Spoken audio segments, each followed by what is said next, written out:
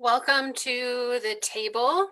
For those who are signing on and joining us, I am Melissa Guthrie-Loy. I'm the Executive Director with Disciples Alliance Q. My pronouns are she and her, and we are so glad that you are with us at the table. As we are gathering together, we'll let folks join us. We invite you to say hi in the comments. Let us know where you are. I'm in Greensboro, North Carolina. Post your city and state.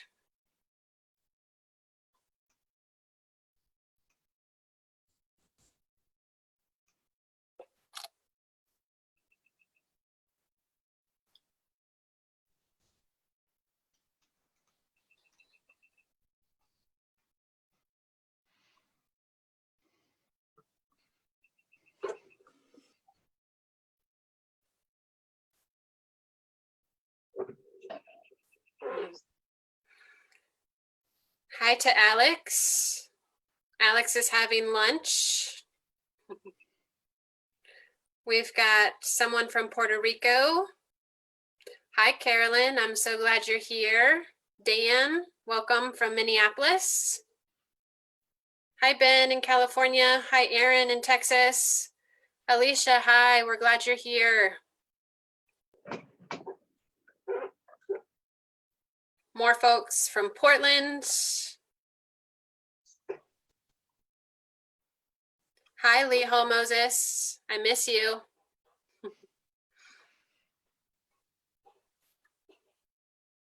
Texas is represented.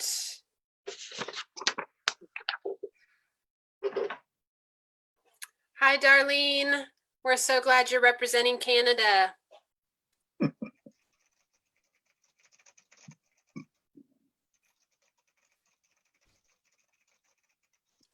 Pennsylvania, Michigan. Hi, Amy. Hi, John.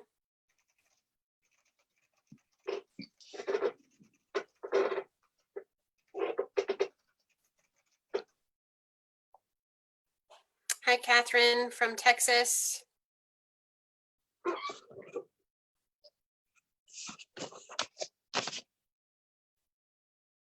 Wait, happy birthday to Ben. Ben Boren had a birthday recently. Birthday blessings.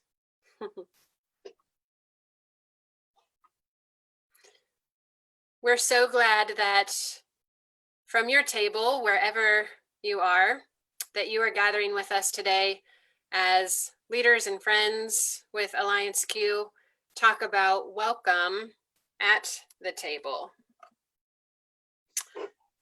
We invite you to center yourself, and as a means for centering ourselves, we offer you these images of various tables from disciples across the country as we talk about this welcome at the table.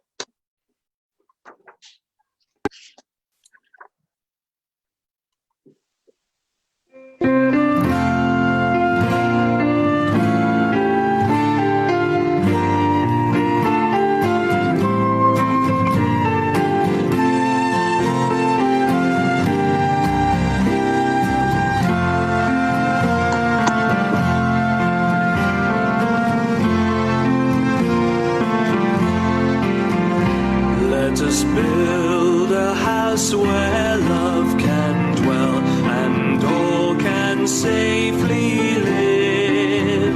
A place where saints and children tell how hearts learn to forgive. Built of hopes and dreams and visions, rock of faith and vault of grace. Here the love of Christ shall end division.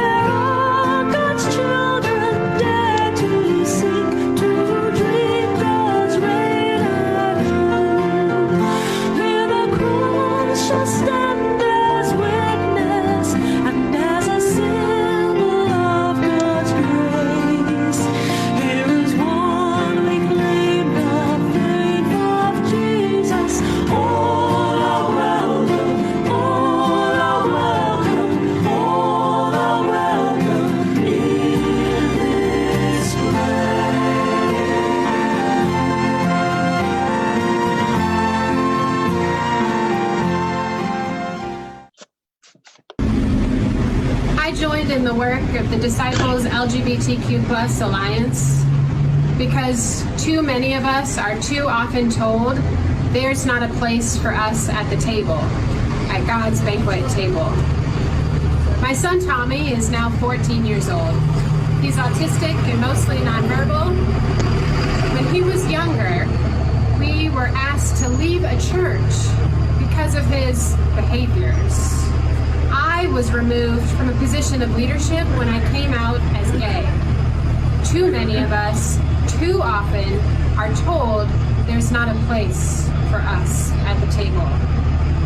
I see the Spirit transforming the Christian church, Disciples of Christ, into a more just and inclusive church through education and testimony, through shifts in the language we're using, through the relationships we are building with one another.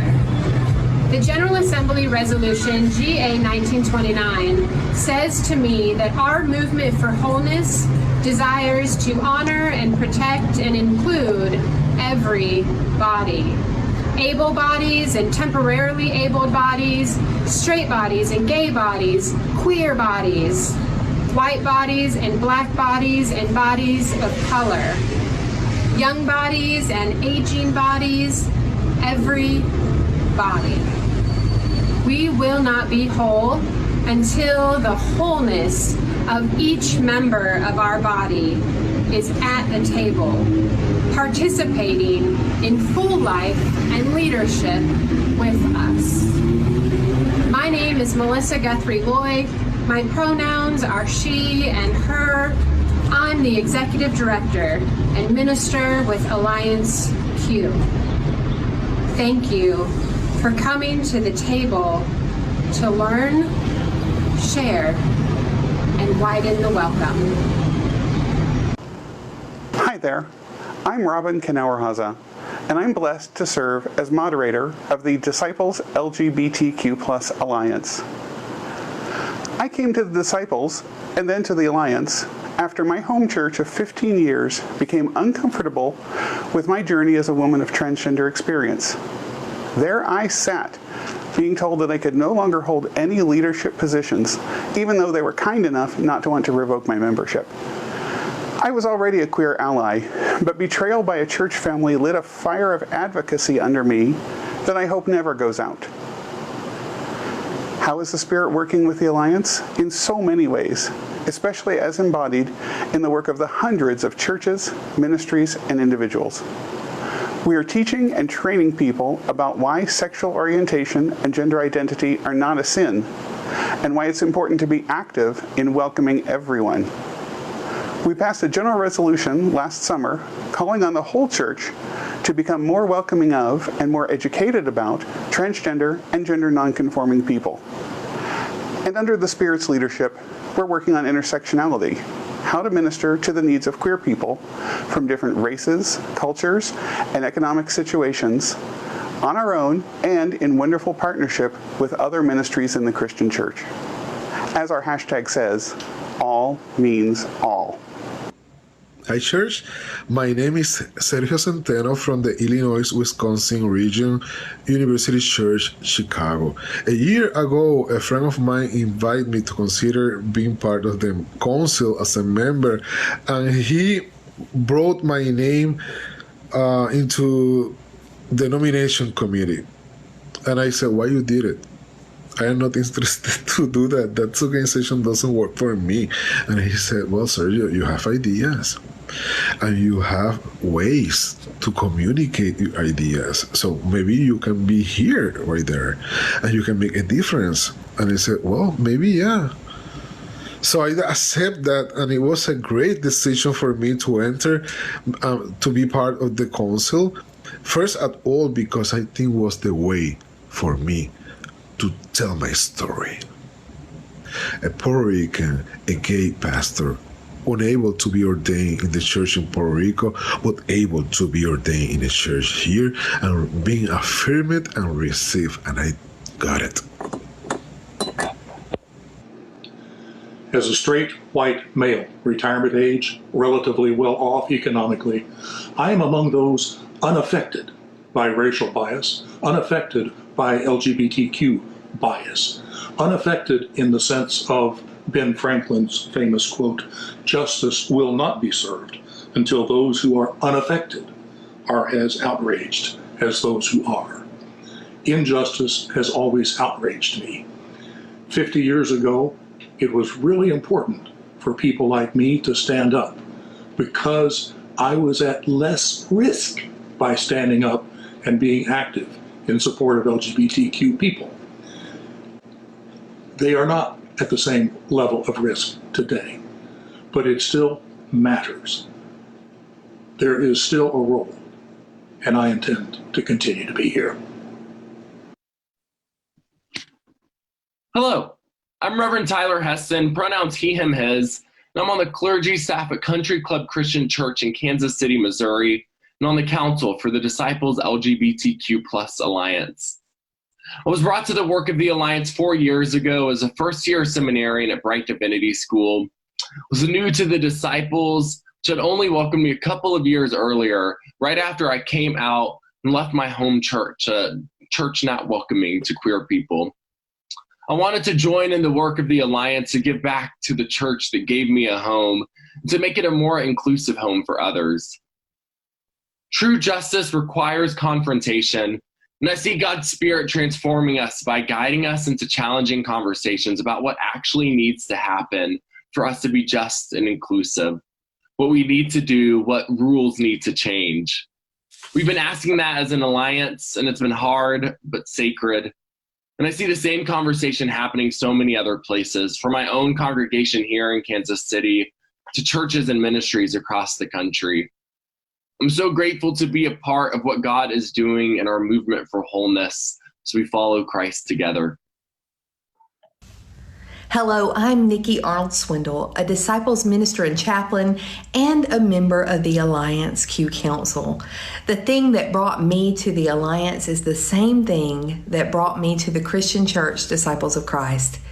After being raised in conservative evangelical traditions and becoming a United Methodist as an adult, when I decided to finally answer my call to ministry, I knew that it would have to be in a denomination in which I could practice a fully open and affirming ministry. I researched several denominations, but landed on the Disciples because of the identity statement. We are disciples of Christ, a movement for wholeness in a fragmented world. This resonated with me and the vision for what I felt God wanted from God's people. I believe sin can most easily be defined as brokenness in relationship, up, out, or in, and that if we adhere to working together to achieve wholeness in our relationships, up, out, and within ourselves, we will not only have a more inclusive church, but a more just world, and will be able to experience a taste of the kingdom of God here on earth. Peace be with you.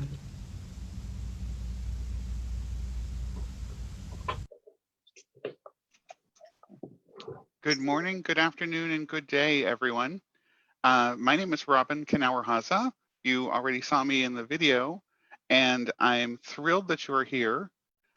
With us today on behalf of the Alliance Q Council are Tyler Heston and Bob Shaw, and we also have, of course, our Executive Director and Minister, Melissa Guthrie-Loy. Melissa, would you introduce the others?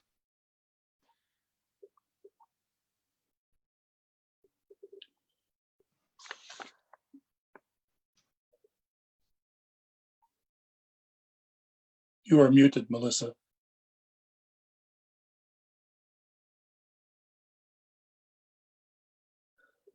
Melissa is muted. Can you hear me, Robin? Yes, 1 second, yeah. Thanks, Robin. Technology, right? It's great when it works.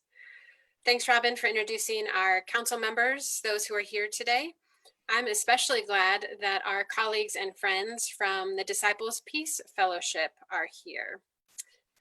We are among many of the Disciples Justice Ministries participating in the Disciples Just Summer series. And so today, thank you, Reverend Brian Frederick Gray, for being here and for also bringing to the table the DPF interns. Wendy Davidson and Jennifer Williams are 2 of 3 DPF interns who are with us today. Let me tell you, friends, about the mission of the Disciples LGBTQ+ Alliance. We, the Disciples LGBTQ+ Alliance, are members of the Christian Church Disciples of Christ, called to join in God's work of transforming the Christian Church Disciples of Christ into a just and inclusive church that welcomes persons of all gender expressions and sexual identities into full life and leadership of the church. It is significant to have an open and affirming welcome. Unless we proclaim our welcome, others will not know that there is a place at the table for them. We'll tell you more about the highlights of our ministry. Bob? We've been here for 40 years now. And in addition to the text on the screen, I don't need to read that to you, I don't think. But you can find Open and Affirming Ministry at the link in the comments that will be later.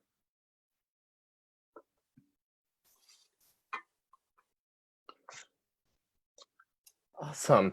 Yeah, so we celebrate 40 years of ministry now, and we are so excited for what's ahead of us. I feel like we are at some sort of a pivot in who we are as an alliance in terms of our work as intersectional justice. It's something that we have committed to and recommitted to in recent weeks. And I realized, Bob, did I just cut you off? And I think you jumped on mine a little bit. okay, cool. You go ahead and then I'll pick it up with what I was talking about.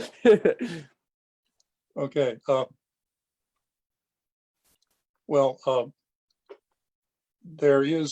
We do have a building and inclusive church training that is available. And there is a context-specific process to support every church in its journey of welcome, no matter what your place is or where you are on this particular journey. And we're putting a link to that also in the comments section in a moment. In this season, we have developed a resource for building an inclusive online worship experience as well. And then finally we co-sponsored and supported the adoption of General Assembly Resolution 1929, which is an invitation to education for welcoming and receiving the gifts of transgender and gender diverse people. With the help of intern Alicia Lapierche, we are assessing, improving, and expanding resources and for education and pastoral care and worship in this area as well. And again, you can find our resources at the link in the comments section. If you would like an email with all of these links, post your name and contact information in the comments or send us a private message and we'll be in touch.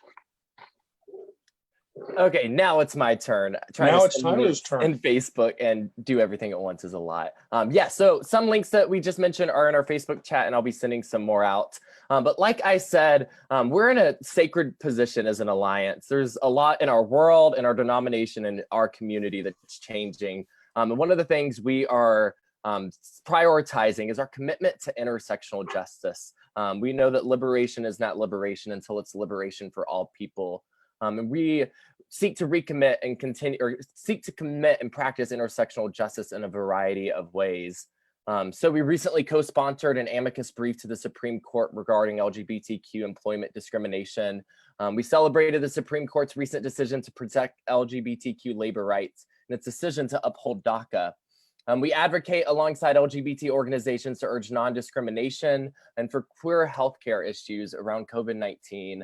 And in a variety of other ways, we're engaging in ongoing active anti-racism work, from education, from promoting this just in who we are as a community, and so much more. If you're curious about our statements and other resources for taking action around intersectional justice, I just threw a link into our chat. You can go to our website. One of the things that I'm really excited for that's kind of helping us name and celebrate who we are as an alliance and our commitment to intersectional justice is a Pride worship service that we're premiering this Sunday night at 6 p.m. Central on Facebook and YouTube. We're calling it Riot, Turning Over Tables. And through worship, through song, through proclamation, and more, we're considering how God invites us to turn over every table of injustice as we make our way to our place at Christ's table. So we have an amazing group of people who've been planning that and who will be involved, including 4 proclaimers exploring what riot means, what revolution, intention, opportunity, and transformation means. Those include Camilla Hall Sharp, Chrissy Stonebreaker Martinez, Luther Young, and then Terry Hord Owens. So it's an amazing time, and we'll have some more information on that in a minute. And as we mentioned, we don't do this in a vacuum. We have really good partnerships throughout the denomination, throughout the Christian church. Brian, would you like to take just a second to talk about DPF and introduce our interns? I'd be happy to. Brian Frederick Gray, pronouns are he, him. I'm the Director of Mission Support, as well as the Peace Intern Program at Disciples Peace Fellowship, where we are proud to be in partnership with Alliance Q and to be a part of the Disciples Justice Ministries Working Group cohort. Every summer, Disciples Peace Fellowship has young adults that are our peace interns that in a typical year would be ambassadors for peace and justice who are going from church camp to church camp all over the United States and Canada, sharing messages of social justice, inclusion, and the power of faith in those places. This summer is very different, and so we've been working in partnership, and our peace interns have been mostly working from home. Really grateful that each of our 3 peace interns this summer has been able to take up some work and opportunities with Alliance Q and are doing some interesting projects. And we have 2 of our 3 interns with us on the call right now, Wendy Davidson and Jennifer Williams. And I'd invite them to hop on and say a little bit about who they are, where they're from, and even what they're up to with Alliance Q this summer.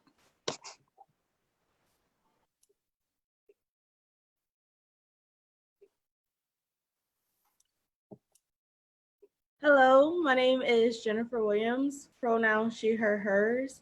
I am currently in New Orleans, and I am really excited to be working with development and fundraising for the Alliance. And so at the end of this month, we're having Give Out Day. And so I'm really excited to be a part of that and hopefully see some of you on that day giving out as well. Thank you. My name is Wendy Davidson. My pronouns are she, her, and hers. I'm currently in Texas in the DFW Metroplex, and I am working in education, specifically around looking at the resources around asexuality and education for that. So yeah, I'm excited. So Brian, I think you have a few questions to get us started. We do. As part of the Disciples Justice Summer, articles are being written. The peace interns are writing those articles for each one of the partners. This week, an article went out through the Disciples News Service that Raphael Guillen put together about Alliance Q.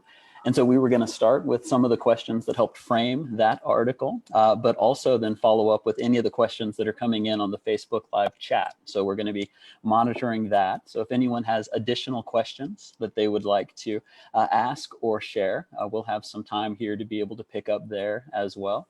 And Jennifer, I think the first question is yours. So if I could invite you in with that question, that would be wonderful.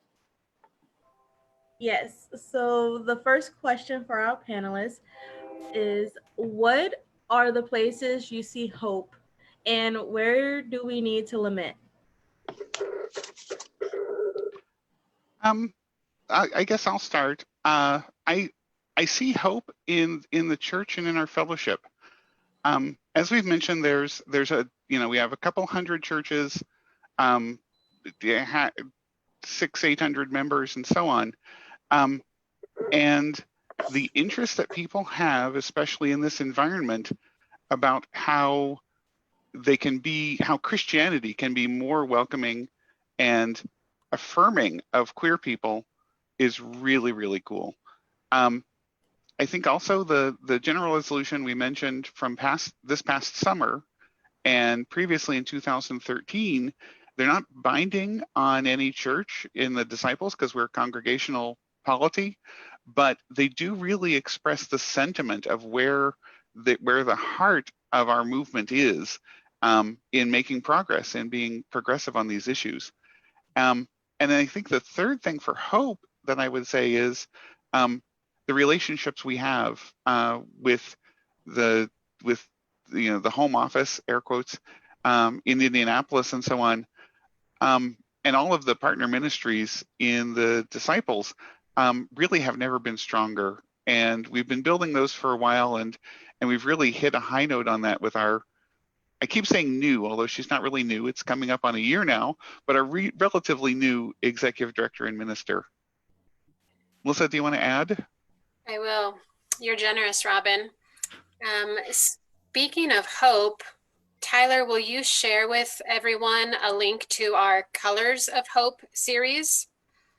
When the world shifted, right, this spring, and our churches and all of us were distant from one another, Alliance Q, again, with great inspiration and leadership from an intern, Alicia LaPerche, we created Colors of Hope.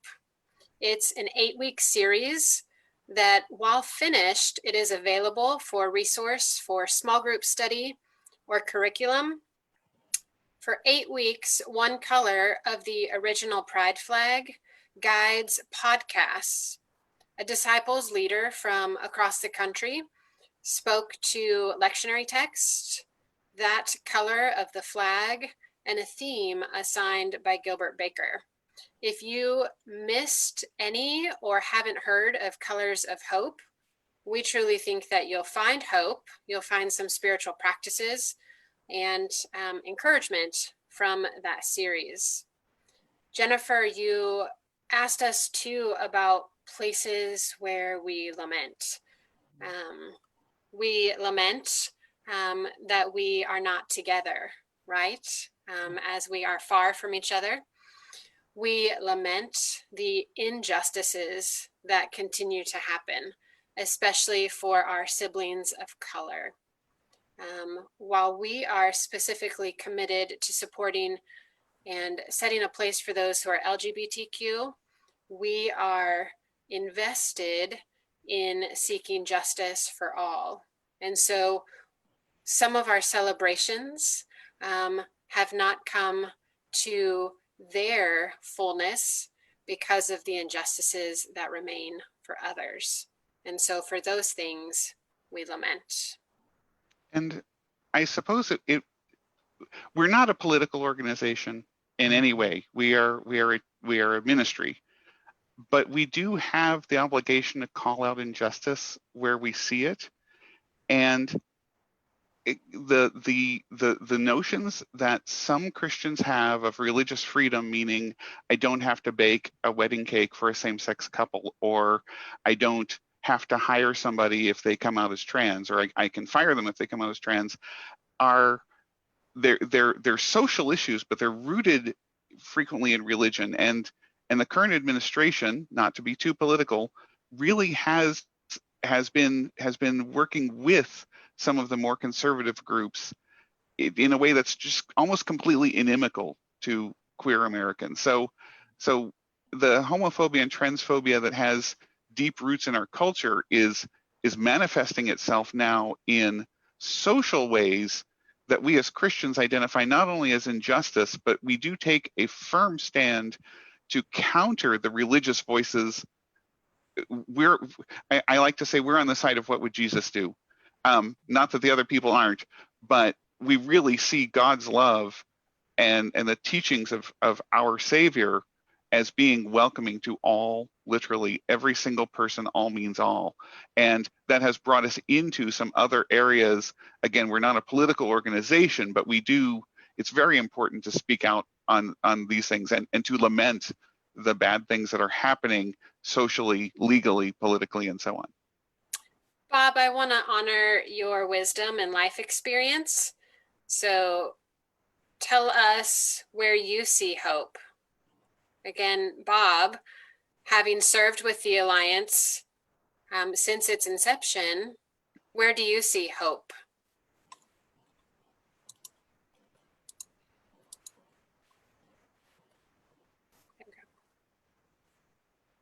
If you're going to cite my status as wise tribal elder and the fact that I've been here for 40 years and more, one of the things I alluded to in my little introductory thing a moment ago is how much different it was then. I mean, we have much to do, but it is so radically different than it was that for someone of my age and experience, it is easy to cite examples of hope.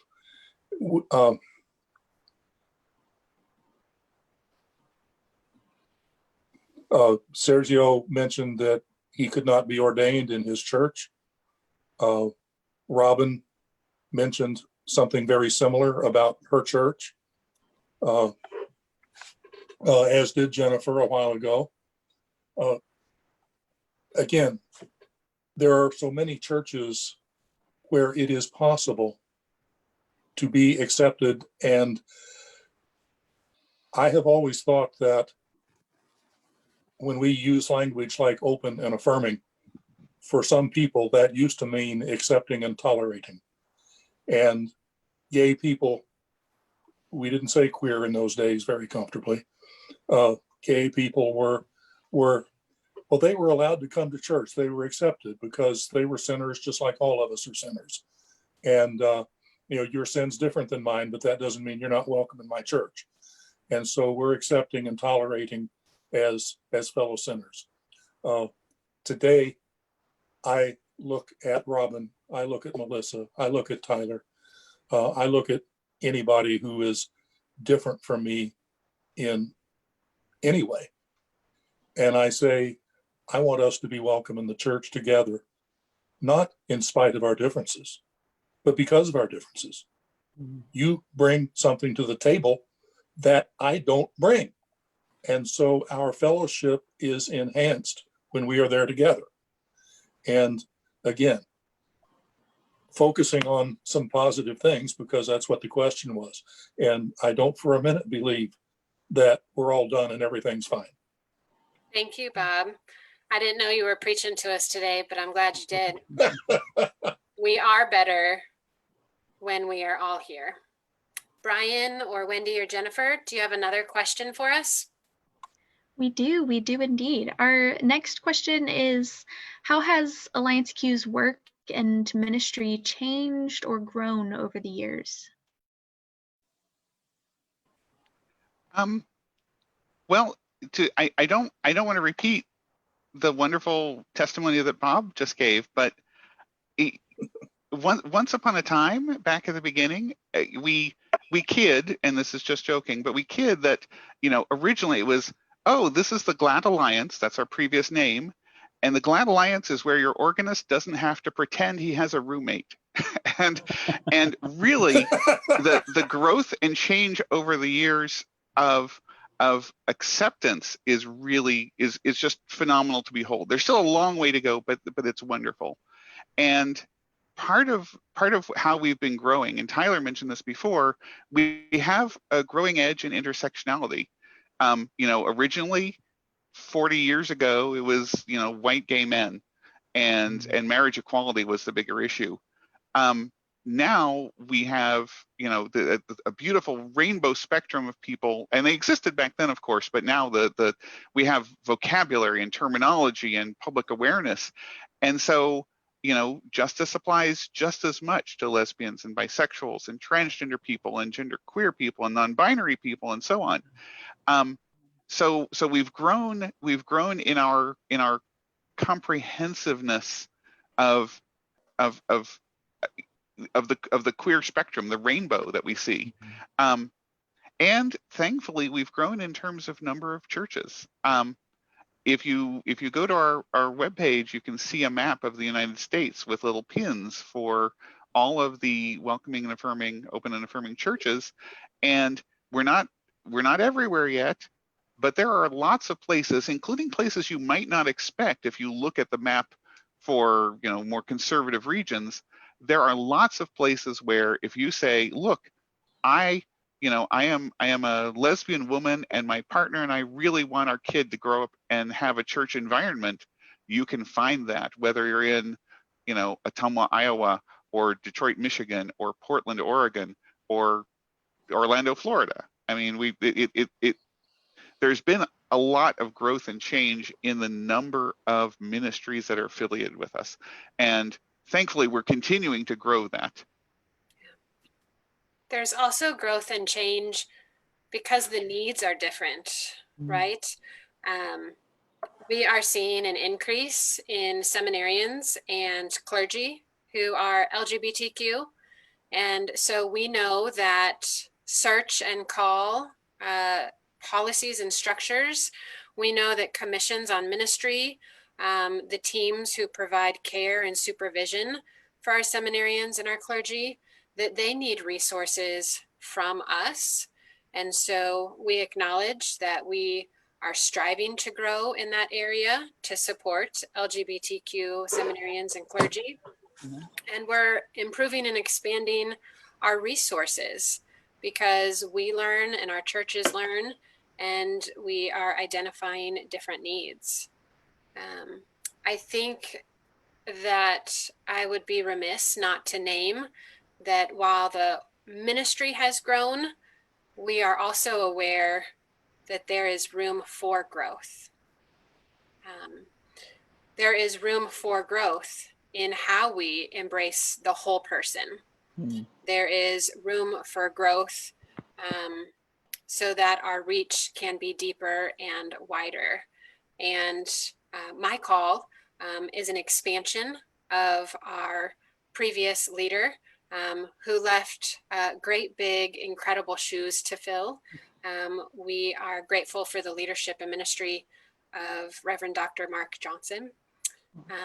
But we are expanding, and we look forward to doing that with the help of everyone who's at the table today and those who will be joining us at the table.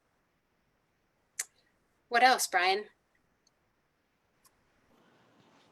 So as a part of this Disciples Just Summer process, we'll be introducing all of these different DOC Just Summer ministry groups throughout.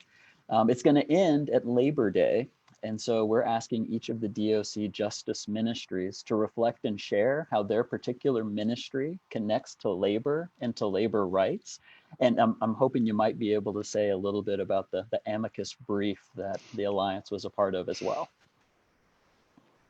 Yeah, it was a pleasure to be part of this. You may be familiar, just a couple weeks ago, June 15th, the Supreme Court, in a surprise alignment of the justices, handed us a pretty significant victory in terms of being able to arbitrarily fire LGB or T or both people.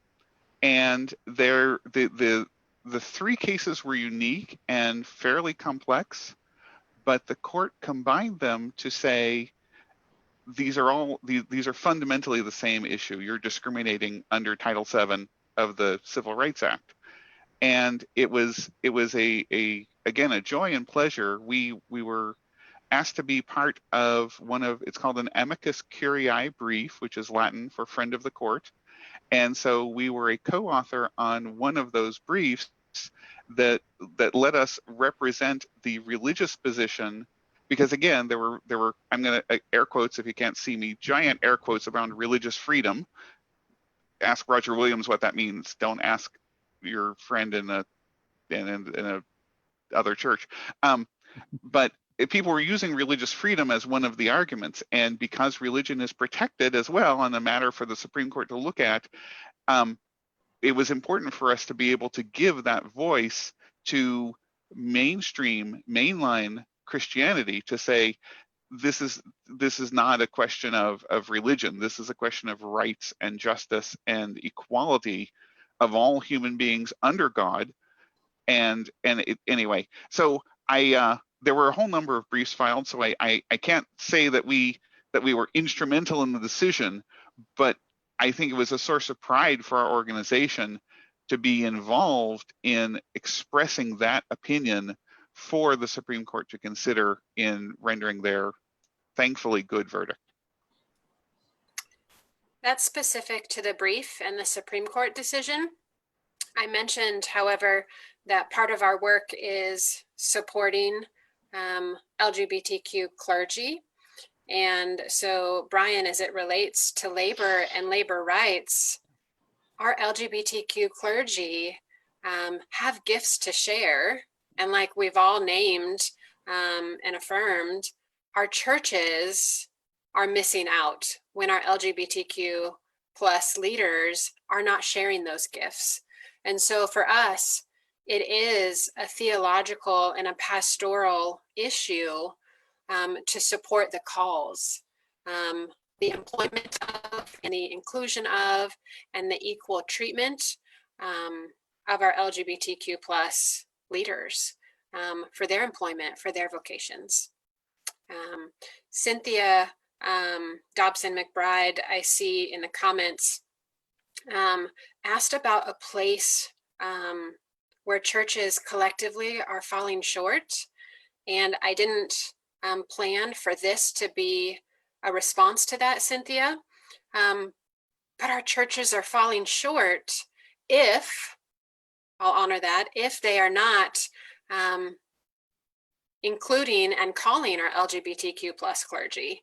And so I think for personal experience with certain call, that it is still too painfully difficult for me to find a call in a congregation. For our LGBTQ plus seminarians and clergy, we need our churches and their full membership to truly affirm, to live into their open and affirming identity by engaging the gifts of these leaders. I've said a lot about that, maybe because I'm really passionate about it. And again, we have so many strong leaders who have gifts to share.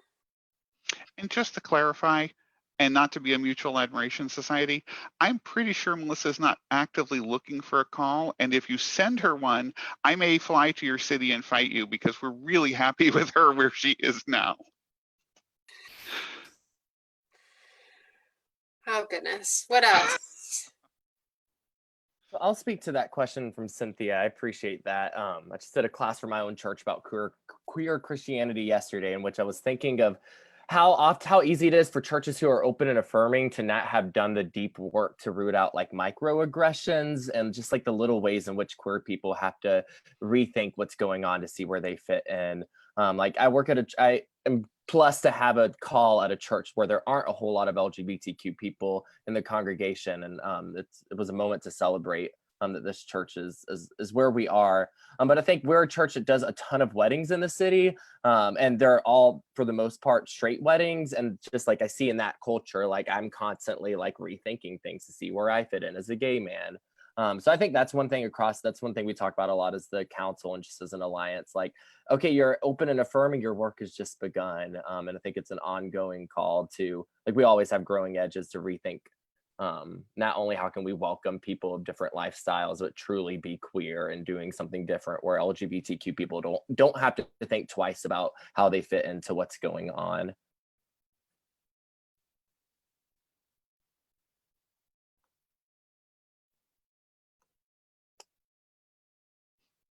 And then if we're ready for another question, Alex, I see you. I think you're super close to me here in Kansas City. You asked if there's a resource for helping pastors like me who could use some help discerning where my congregation is on the journey towards being open and affirming. So I'll let Melissa or whomever speak to this more, but one thing is the Building an Inclusive Church training that we have, the toolkit It's not ours, it's put together by a variety of organizations, and we help.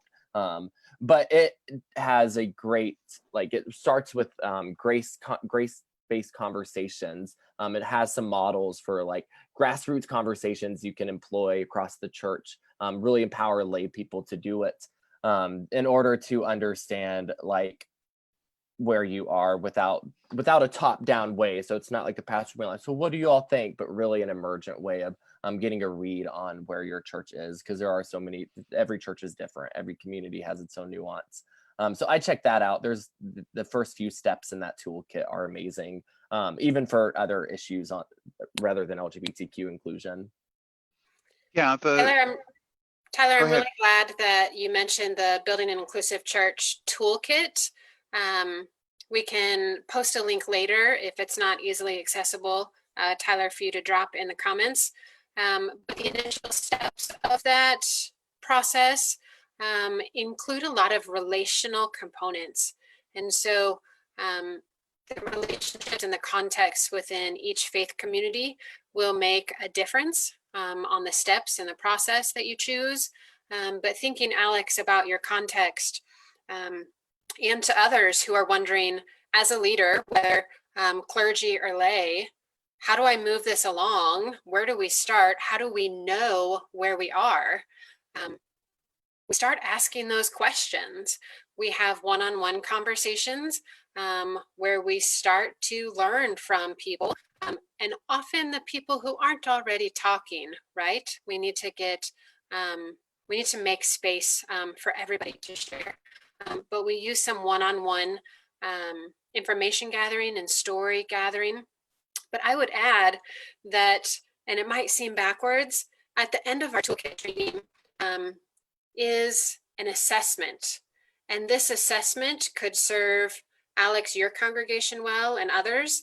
And it asks you and your congregation questions about how you are living into your ministry. And so on another instance or a different context, if you are welcoming of people of all abilities, right? Are you accessible? Can people get into your building? Physically, logistically, can people get into your building? And so asking similar questions from our assessment tool that we have will help you identify where your congregation is. Are you using gender inclusive language? Do people know what gender inclusive language is? The answer to that assessment alone will help you learn more about your community. But we will post that resource, if not in the comments today, on our website and our Facebook page, so that people can access specifically the assessment about open and affirming identity.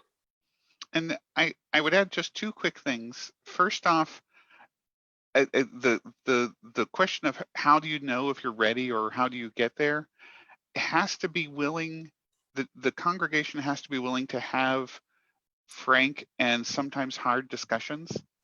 And we think about, oh, you know, we're really worried because people are already arguing over the color of the carpet and how can we bring this up?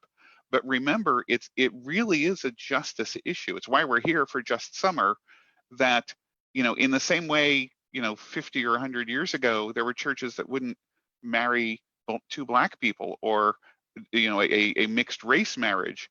And if you ask that question today, people are like, well, of course we would. What are you thinking? But then when you ask the question of would we marry two men, they go, oh, wait a minute, maybe not. And it's a hard question because people react, and, you know, it's like, oh my goodness. But if you're willing to have those hard discussions in love, and the big toolkit talks about graceful engagement, you'll see that all throughout the training. With graceful engagement, you can frame things in such a way that people realize it's a moral issue independent of what they were taught growing up and so on. The other thing I would add is we have a number of open and affirming teams regionally. But if you have questions around that, I'm going to go ahead and volunteer Melissa as our point of contact.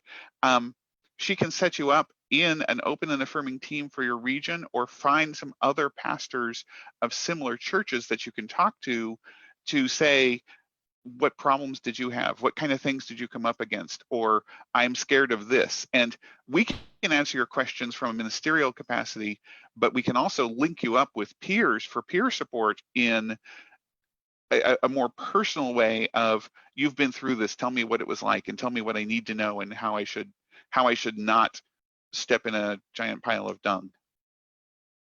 And Brian mentioned a question from the chat. Can an ONA church retake the toolkit training? Yes, absolutely.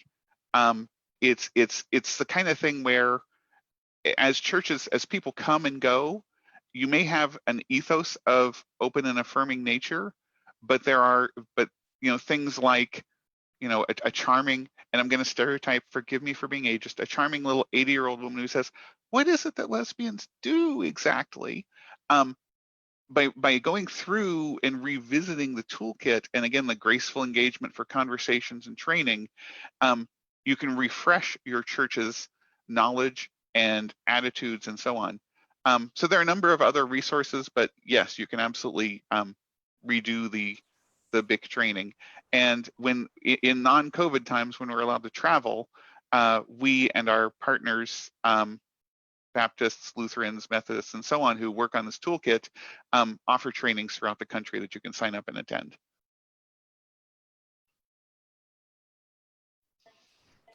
I saw another question. Melissa, I don't know if you can speak to this, or Robin. Are there online building an inclusive church trainings planned or anything coming up? We are adapting our content for building an inclusive church to offer components of the training, and we're working with some sibling ministries, Reconciling Works, More Light Presbyterians. We're identifying what's best, because the relational components are incredibly important. So stay tuned and watch our website and our newsletter so that you can see how we are providing the training during this season. Brian, I think you were trying to get in here. I do, and what a wonderful transition you've given us, Melissa. Speaking of the newsletter and all of the ways people can connect, we were wondering, how can people get involved and join in the ministry of Alliance Q? Oh, let me jump in with that one. I am not good at fundraising and development, but I will say that the quick and easy answer is join, become a paying member. As moderator, I watch what we spend our money on, and so does Melissa and our treasurer and so on. It's a good investment. We use the funds that people provide us with to do really good work. And if you can't, or if whatever reason, you can also sign up for the newsletter, which we'll talk more about in a minute. But the most important thing is to join our ministry. You don't have to be queer. You don't have to be LGBT or T. We love and we desperately need cisgender heterosexual allies. So for people power, whether that's staffing tables at events, or joining a committee, or saying, I want to facilitate a BIC training so that I'll set everything up so that Melissa or somebody can drop in and teach it, then by all means, we can always use, as Melissa mentioned in her video, we can always use bodies. And Robin, there are a couple of slides that offer some ways that people can get involved with us. And so as we bring our time to a close, and as you provide us with those informational slides, I'll let our council members speak to a couple of ways that people can get involved. We are grateful for all of your questions. We want to answer more of your questions, and so we will follow up. We'll post more info. But Bob, tell people why they should never, ever miss one of our newsletters.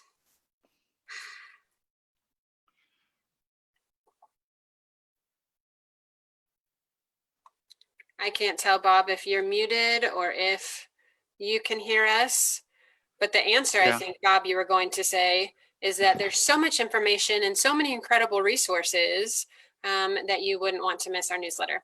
You can sign up for Crossbeams. That's exactly what I was going to say. And, I know you read our stuff multiple times. You just read it over and over, right? I read it more than once, most of the time. What else, Robin? Another way that people can get involved?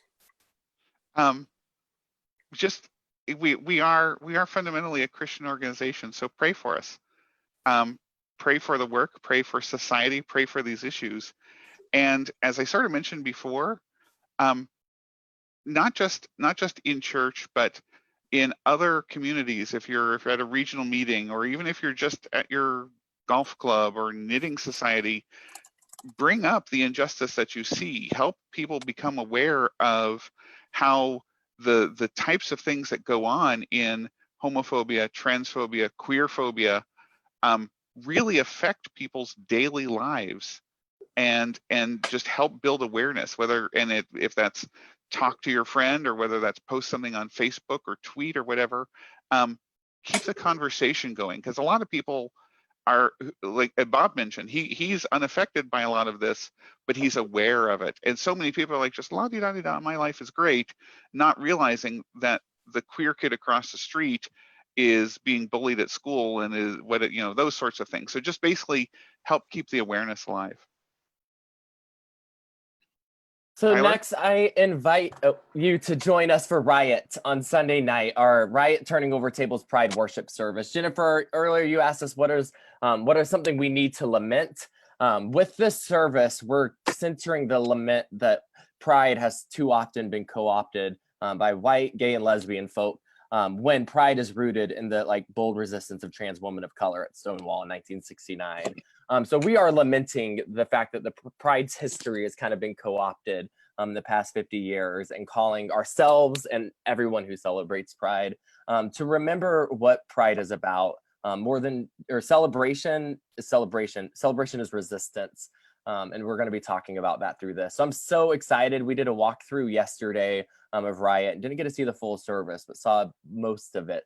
And it's going to be magic. Going to be so powerful. Moments of joyous celebration, and then the lamenting that we need to do, and everything in between.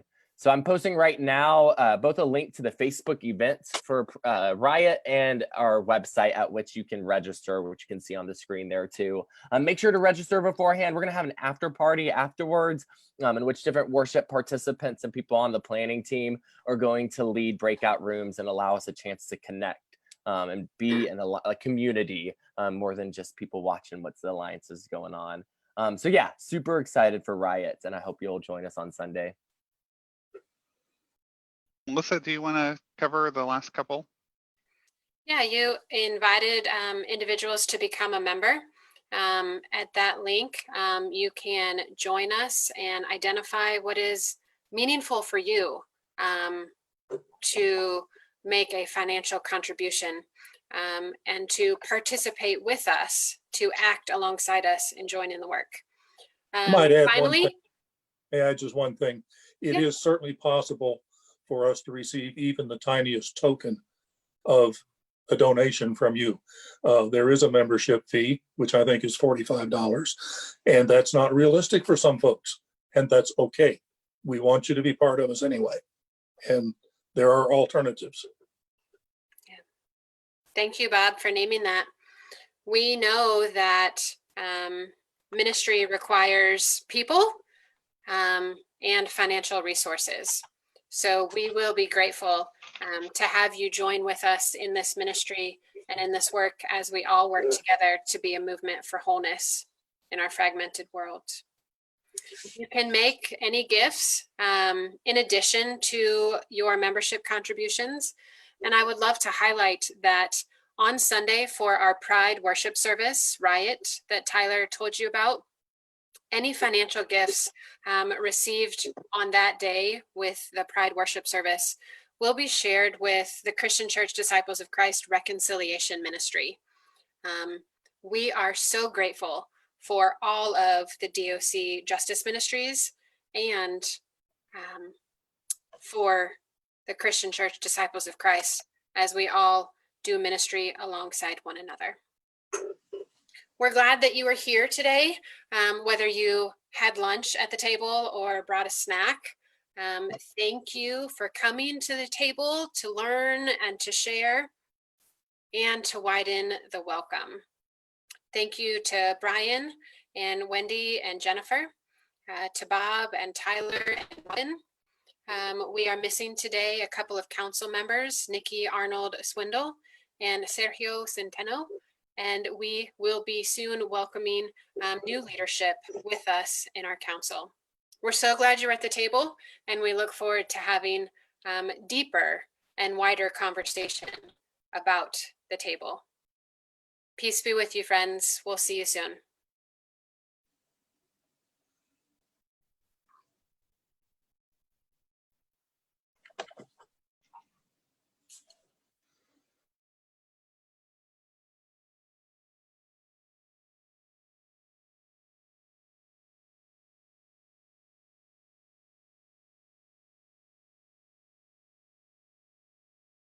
Okay, everyone, we're off Facebook.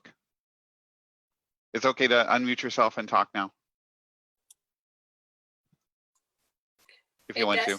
It does still show that we're live. So what if we hold up for a few minutes and we let folks end the conversations?